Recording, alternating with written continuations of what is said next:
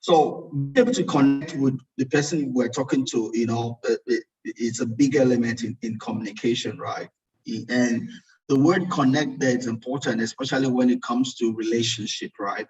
Because it's one thing to say something for us to be able to communicate, especially when a relationship is concerned. The big word is making connections, right?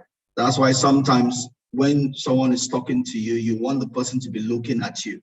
Because if that person is not looking at you, you feel the sense that that person is not listening to you, even though the person might be listening to you. It's not trying to multitask, but you are not getting that sense of importance of that person, or that person placing importance on what is being said or on you as a person, if that person is not looking at you. So one of the things that helps effective communication is being able to make connection with the person that you're talking to. It makes a whole lot of difference. That's why it's advised to have eye-to-eye contact, just a sense of presence will make a whole lot of difference in communication. If you're not showing a sense of presence, that person listening to you might just feel that you're not concerned, you're not listening to them, and you might not get the message through as you should. All right, sorry, my computer is trying to have a mind of its own, but hopefully it will allow us finish before it takes over from me. Anyways, we're at slide 12 here. We'll soon be, I'm going to try and rush the remaining here since this computer is trying to take over. You all have the slide, right? I'm going to use my other computer here and see. I think my saliva has hit the screen or so. It's seemingly having a mind of its own. All right. All right. Slide 12 just talks about making connection. I'm going to jump it just for the sake of time. And slide 13 just talks about still the same thing in terms of making connection, right? Like what I said earlier on, it's your ability to communicate between your own heart, your own mind, and be able to pass a message. I'm gonna jump all of this.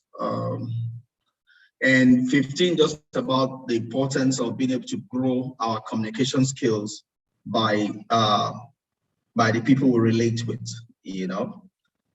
All right, I'm going to jump to slide 17, which just talks about some exercises we can take away. I'm just going to share and take away with us.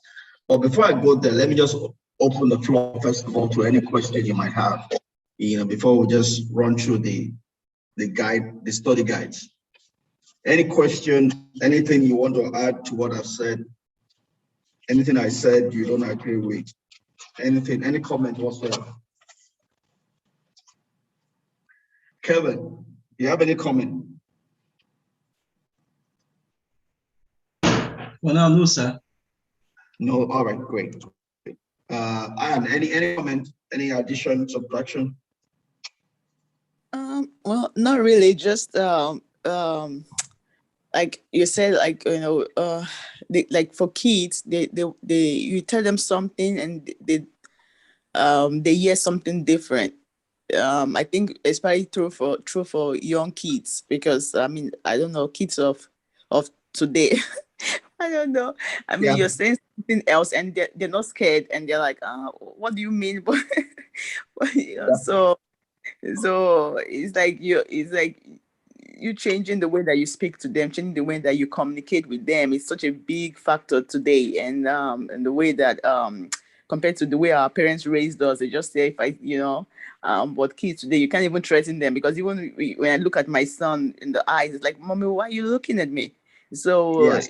So they communicate different than the way that we were raised. So it's you changing the way that you communicate to them, because and for them to in the place where they cannot really understand what you're trying to say. It's coming to their level, eye to eye, and just telling them what's going on. And so it is really true today about the way we communicate with our kids, for example, right? Absolutely, absolutely. You know, the basic elements of communication remain the same. Then you have to then adjust them to fit the context, the culture that you are operating it under, right? Uh, we grew up in a place where you don't look your parents in the face. So when they look you in the face, you know something is wrong. But the culture today is that we're encouraged to look them in the face into to make them have self-worth, feel self-esteem, to have self-value and all of that. In our days, it was a communication of punishment. Today is a communication of that you are doing well. So if you now try to bring what used to be into a different context, you know, the meanings are different, you know. So we have to understand the culture, the context we're dealing with, so that what we are saying will have the right understanding by the recipient. Otherwise, we think we have said something, whereas what they heard is entirely different. You know, it applies to kids, it applies to adults also, you know, depending on where the adult is coming from, you know. So you can imagine you're talking to a Chinese, you know, where the words that you're using, you know, is entirely, it means something different from his culture compared to your culture, you know, and you think you're making a point, whereas the person either feels offended, threatened, or, you know. So communication changes or gets its adaptation to the culture, the context, and the environment. Otherwise, the other person will not understand what you're trying to say. Right. And I think as Nigeria, like, I mean, for me, working in the hospital, most time they think, I don't know, I think it's just everywhere in America, but when Nigerians speak, they say we're shouting, but they Yes. kind of, they say we're shouting, and they don't, that's the way that our culture, that's not the way we talk. Like I had a family approach me one time and says I'm rude because I'm shouting, my voice is loud, and I'm It's like, loud. oh, so I had to really apologize to her that, oh, you know, I'm actually not rude. I'm not, you know, I had to explain to her that, you know, probably that's the way that I speak, but I'm not yelling at her, and I kind of had to apologize. So you're right. Your communication is, somebody else can receive it. The way you speak, you know, they can receive it because of, you know, the way you were raised. We were raised in Nigeria. In Nigeria, everybody's always yelling. Even now, I'm telling my mom, why are you yelling over the phone? Because, you know, I've been out of that society for a very long time. I'm like, oh, you guys are just, why are you yelling? So I kind of now understand that, okay, when the Caucasian or somebody else from a different culture say, oh, you know, your voice is loud, then I kind of understand that, okay, that's the way that they're receiving it, because, you know, in Nigeria, everybody's always yelling. So yeah. And that's critical. It's important because it's not everybody that will tell you. Some people are not bold enough to tell you, but they'll go and report you to your boss or some higher person, say, this person doesn't fit this place. It's always angry with everybody. Whereas that's not true, but that's the way they're receiving it, because it's a difference in culture, you know. So one has to be conscious of it individually, you know, especially if you're coming to a new environment. You know, we all need to adapt, to adjust, you know, and that's all what we talk about, diversity and inclusion. It should be something that everybody's working on, but the truth is that not everybody works on it. Everybody feels entitled that everybody must adjust to my own level, you know. So depending on who you are, whether you are a minority or so, you will have to be conscious of that. Otherwise, they give you a bad name, a label that is not your own. Yeah. All righty. Chidi, anything from your side? Nothing really. Nothing. Thanks. Awesome. So I'm going to leave you all with the study guide questions. I mean, I'm going to leave you on that. I'm not taking too much of your time, you know, but we'll continue with chapter 2 next week. And we'll build on what we have. You know, there's a big one, you know, especially if you're in the personal development circle, you want to go into new areas, you know, and you're already doing a phone job, you know.